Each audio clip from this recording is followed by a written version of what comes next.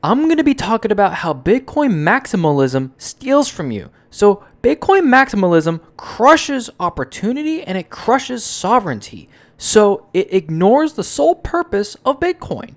So this often stems from a lack of education on money, and it also stems from a lack of education on Bitcoin itself. So their behavior is identical to the fiat maxi. So what is Bitcoin maximalism? What questions can you ask to identify one? Well, a Bitcoin maximalist is someone who believes sovereignty can only exist through Bitcoin. Everything else is irrelevant to them. To them, there's no innovation beyond Bitcoin.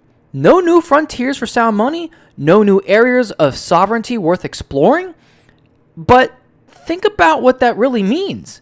You're limiting yourself financially. You're betting that humanity can never innovate past one version of money.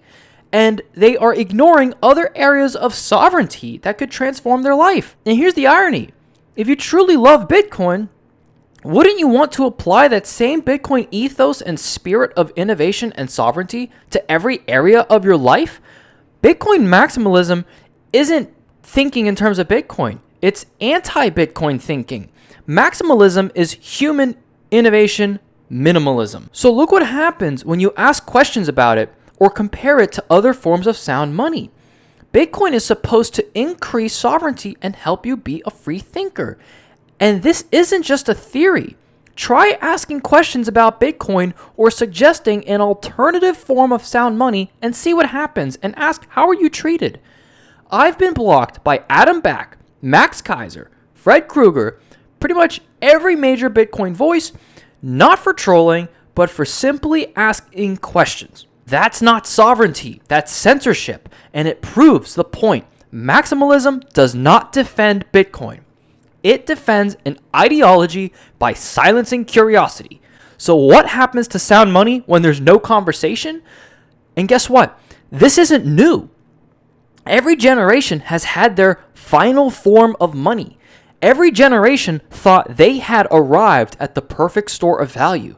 People once swore by government bonds. They believed that was the safest store of value.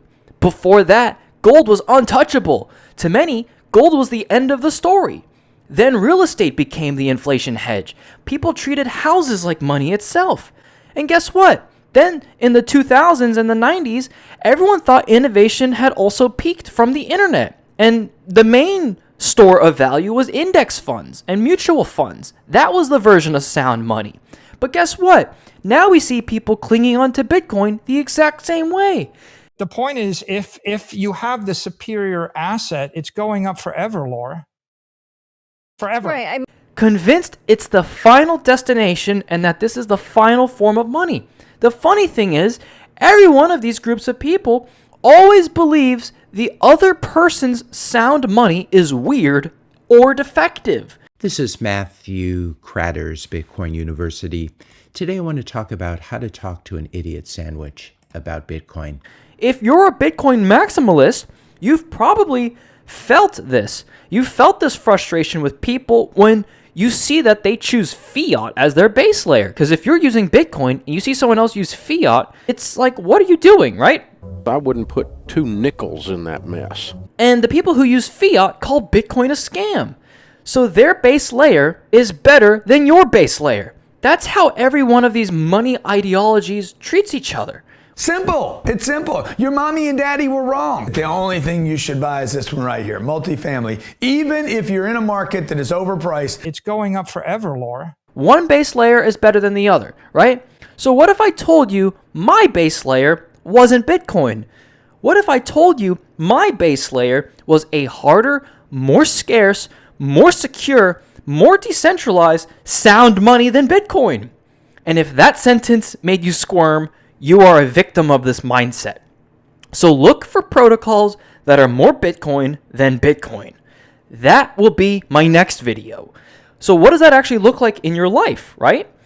Well, this is why Kaspa is better than Bitcoin. I'm going to be showing in the next video what does this look like in practice, right? So thank you so much for watching and take care. Peace.